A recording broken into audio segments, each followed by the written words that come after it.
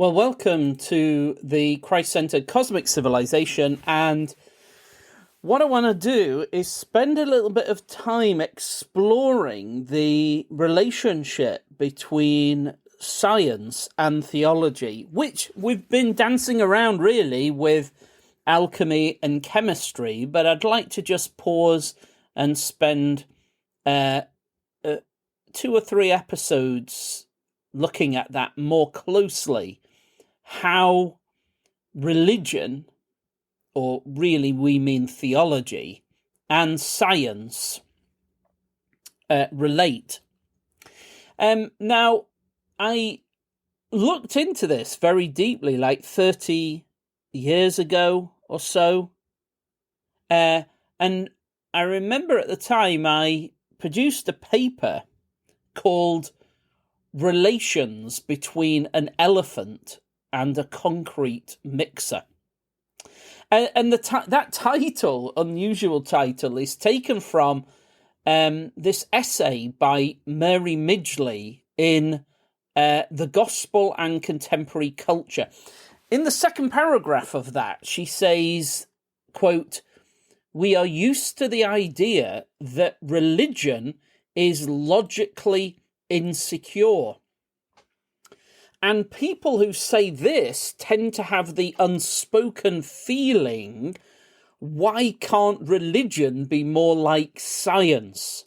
But should an elephant try to be like a concrete mixer?" End quote. So that's what that was that, and it struck me, that phrase, how can an elephant, or why should an elephant be like a concrete mixer? So what I want to look at is that relationship between the elephant and the concrete mixer. I'm not going to say which is science and which is religion there, but I want to see whether these two things, science and religion, really are so unrelated as has often been assumed. It was Rene Descartes who set theology and science so far apart by distinguishing strictly between res cogitans and res extensa. So those are things that exist in your mind, and then things that exist in the physical world around you. And he said those are two totally different things. And then, quote from Mary Midgley, "This meant that, with the help of his ontology, the visible world could be objectified without any religious scruples, and its objects could be understood solely in terms of mathematics." And so I want to see if that division has been practically possible. So do we understand? What Descartes did was to say the things that are in your head that you believe are completely unrelated to physical things in the physical world around you. And therefore, you can, like, the physical things in the world around you don't require any theology or religion to understand them or relate to them. And that actually just kind of the neutrality of mathematics, or the impersonality of mathematics, or the mechanism of mathematics is all that's required to understand things, physical things. Was he right? Is that true? Did it work? So, in the first part of this, I'd like to look at the relationship between evidence and theories. And then in the second part, I'd like to go on to see something of how theology or theological positions lie under ongoing debates within the scientific community. And then in the final part, I want to note how theology has formulated doctrine in accordance with various scientific theories, rightly or wrongly. So in this first part, evidence and theory, I'm going to say that there are three basic approaches to this. And in many ways, the scientific community is exceptionally backward in getting to grips with the epistemological challenges of the modern time.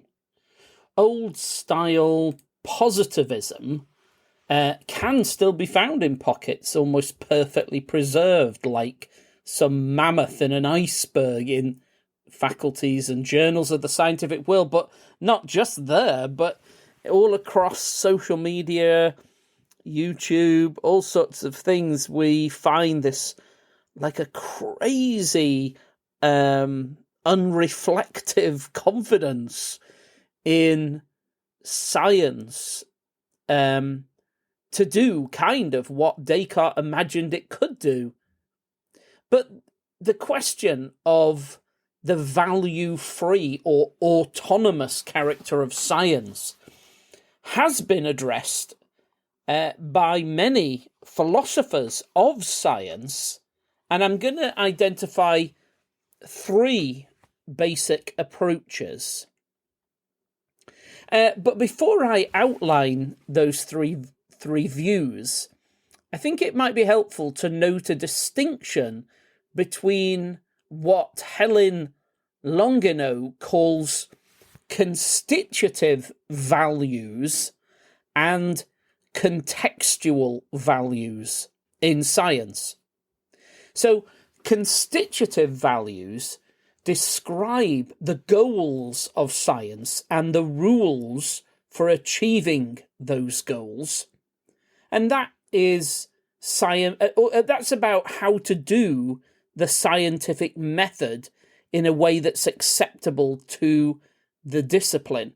So that's really the constitutive values of science are sort of what is science? How is it to be done? How is a laboratory to be run? How are experiments to be carried out such that they have integrity and that they can be repeated and so on? So that's the constitutive values of science.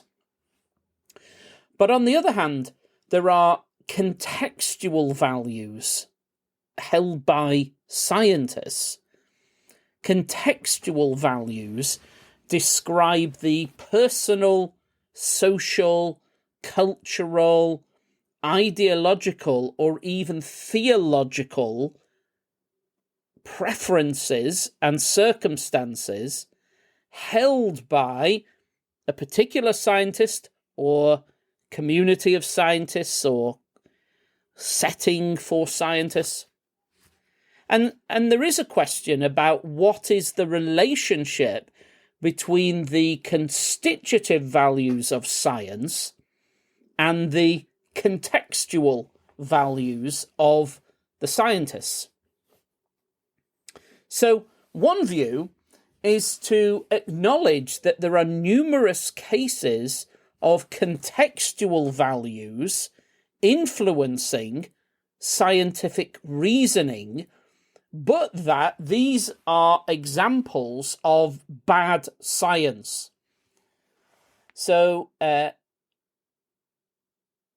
the idea then is science ought to have only the constitutive values. The rules of science should be applied and carried out and held to, and that contextual values, the personal values and setting and culture of individual scientists or communities, all of that must be excluded from science. And that whenever the contextual values can be found to be present, that is bad science. So here's this quote from Helen Longino. This traditional interpretation of the value freedom of science amounts to a claim that its constitutive and contextual features are clearly distinct from and independent of one another. So in its strongest form, this view believes that science has its own internally generated momentum that moves the discipline forward regardless of or even unaffected by the contextual values held by its practitioners. You actually get this a lot in science fiction, games, and films. And the idea is science is so contextually independent that any alien race anywhere in the universe need only adopt the scientific method and would be led to exactly the same results. All alien races anywhere in the universe will end up with exactly the same scientific conclusions and products because science has its own momentum, rules, values, regardless. Robert Richardson is a good example of this sort of approach. In his book, which is called Biology and Ideology, the Interpretation of Science and Values, he argues that, quote, to reject a theory or hypothesis, one must show that it is false or not warranted. Showing that it is ideologically incorrect is not sufficient. Yeah, okay, we understand that. You can't just say, I don't, my beliefs don't, I don't like that conclusion of this experiment because it's not what I believe. It doesn't fit with my values. And that is, obviously, that is not sufficient reason to reject a theory or hypothesis necessarily. But he attempts to show that when science is ideologically motivated, it will be bad science. And there's no need to raise the problem of ideology critique. So you don't need to even get into whether that ideology is right or wrong. Just the fact of an ideology being used to assess a scientific theory is automatically wrong. So he says the role of ideology critique is to explain why the proponents of certain ideas cling to inadequately warranted hypotheses. So he says in order to assess the truth or falsity of a theory or hypothesis, you don't need to get into ideology critique. You just need to examine it, whether this theory or proposal or idea is consistent with the constitutive values of science. But you can critique ideologies, but that is not about assessing scientific truth. That is about examining people and showing why, for example, the ideas they have are inadequate because they don't correspond to true scientific knowledge. Now, since I wrote this, we've also, of course, had Richard Dawkins, who really is a kind of very strong example of this. So the idea then is, if the method prescribed by the constitutive values of science is diligently followed, then the influence of contextual values can be weeded out, and you can and the idea then is we're just dealing with factual truth, and falsity comes from false belief, human beliefs, context, culture, all of that. That's the problem that needs to be excluded. Science is this kind of objective machine of truth. Now, Helen Longino points out that Robert Richardson, in this book, Biology and Ideology, doesn't deal with, quote, those cases were the warrants themselves, that is, the methodological procedures or framing assumptions accepted within a field, are ideologically driven or value laden. So the idea then is, what if the very methods of science are inevitably or importantly ideologically driven or value laden? She goes on, the scientist who is trying to do different science and to escape the ideology perceived in her or his field wishes to dissect its role in theories, not in order to show them wrong, but to find the places where an alternative set of values might yield a different set of hypotheses. So the idea then is, what of the occasions were two different hypotheses arising from two different sets of contextual values, both obey the constitutive values of science equally well?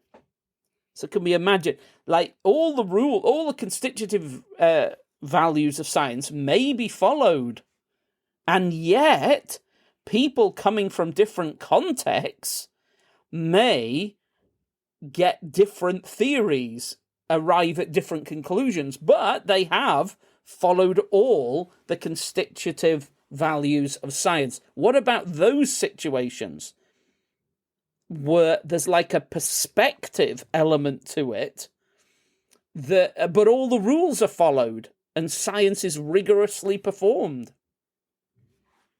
So that's something Helen points out. She says, in this first model, that the only thing that needs to be done is science needs to be done with no subjective elements in it. And she says, well, that doesn't seem to work, because there are situations where all the science is done, all the rules are followed rigorously, and yet there still is different perspectives. How is that resolved? So another view is what we'll call a social constructionist approach. And that holds that the processes by which scientific knowledge is achieved are social and hence ideological and interest-laden. So the idea here is to say it's like the opposite view, that all scientific theories and hypotheses are the products of certain political, economic, or cultural settings. That there, in a way, all scientific conclusions are absolutely filled with cultural, political, economic, personal values and perspectives, and there's only them, really. Well, let me say this. There's a weak form of this that argues that the allocation of research grants and the force of the marketplace steers science towards certain emphases. So the idea is you can detect the political and economic and cultural context, and you can see that, businesses want science to focus on certain topics towards certain goals, and that the funding skews scientific research, or political support, or giving certain people positions, prestigious positions in a research facility, changes the direction and character of the research.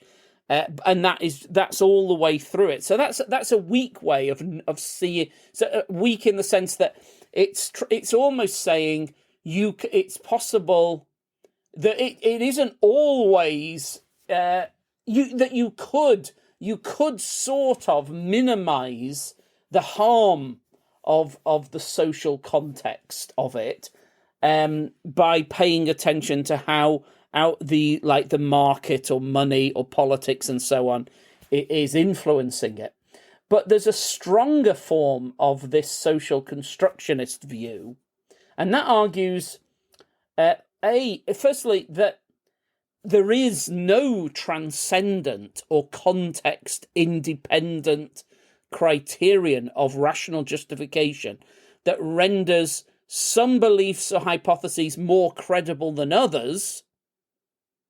And B, so A, let's just get these two things.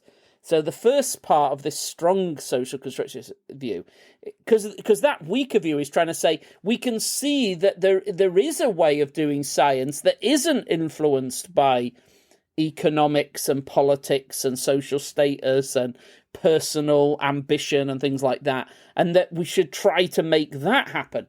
But if we push harder, the social constructionist view, there's a stronger form of it that says, no, there isn't any transcendent or perfect view of science. There is no way to assess that this bit of science, this is real science, whereas this other one is kind of fake or corrupted science. That there is no way to do that, or to say, well, these people are acting selfishly, but these ones are acting altruistically. That because when you push into it, these things tend to dissolve when you imagine, oh no, I can sift out all the corrupt or false or fake or wrong influences, and it's no, there isn't any way to do that. All science is contextual and is filled with beliefs and hypotheses, and you can't actually assess which are more credible than others. This stronger view says this, and the second thing is to say this, that the explanation why a given set of beliefs is found in a given context depends on features of the context and not on intrinsic properties of the beliefs. So, in other words, it's saying all beliefs are fixed in a social context, and that even if I say, oh no, I believe that it's possible to root out subjective corruption, the reason I say that is because I'm in a social context. I've got personal beliefs. I've got so there aren't all the beliefs are formed by, created by, shaped by, even beliefs about trying to have a kind of pure form of science. All of it is social. All of it is cultural. In other words, it's the application of Durkheim's thesis to the sciences, quote, the classification of things reproduces the classification of men. That in other words, we perceive the world according to ourselves. We classify the world according to us. That humans are the measure of everything. We always are. We're always seeing it from our human perspective. Everything is that. And there's no way to attain this view of science that is kind of cosmic. You remember we thought about that in science fiction there's an idea that science is a kind of objective cosmic machine of truth, and that alien races all over in any galaxy anywhere can just operate this objective cosmic truth machine and arrive at the same results. But this view, much more strongly, is to say no, like the whole, even science itself is socially constructed, and it's always operated like humans operating it produced human style results and perspectives. Whereas I guess a Klingon or a Centauri or something operating it would get Centauri and Klingon flavored results. So here's a quotation. Some social constructionists argue that all outcomes in the sciences are negotiated, and that social interests are involved in the negotiation of technical outcomes, such as the description of experimental results. So the idea then is we never simply are able to see or say scientific results in an absolutely pure, objective way, in that everything we're doing is I like that phrase, negotiated. And social interests are involved in the negotiation of technical outcomes. What are the kinds of results we were hoping for, looking for? Why did we select one set of data rather than another? Everything that we're doing, it has a social setting, and that there are social expectations and pressures and opportunities in the way we're doing science and the way experiments are handled. So we've looked at the view that science can be purified, in inverted commas, from anything social. We've looked at the possibility that science is utterly and completely social, and that everything is, in that sense, humanly subjective in science. But there's a third approach, and that's an attempt to combine these two. This view is to say that... So the idea here is to say, look, science is impacted by social pressures, and there are bigoted beliefs or racist, sexist, materialist, greedy interests at work, say, in the scientific community. So, and that affects scientific results and therefore harms scientific results, the idea is. And therefore, what we need to do is acknowledge the effect of these social, cultural, ideological forces and attempt to exclude them, correct them, and then we can have better science, better results. So it's to acknowledge the social forces, and the idea is, but we can create better social and ideological forces that will lead to better science.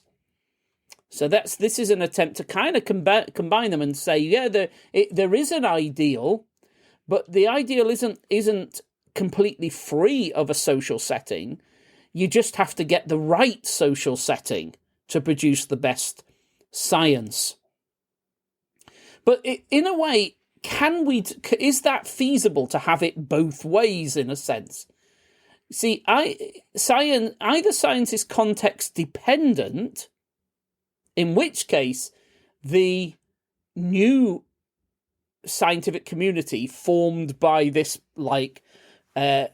revolution or reform of the culture and social forces in science, and to say, look, so let's say we think science is sexist or racist or elitist, and so we bring in new practices that are an attempt to exclude racism, sexism, elitism, whatever. That we might have good social reasons to do that, but will it necessarily improve the science?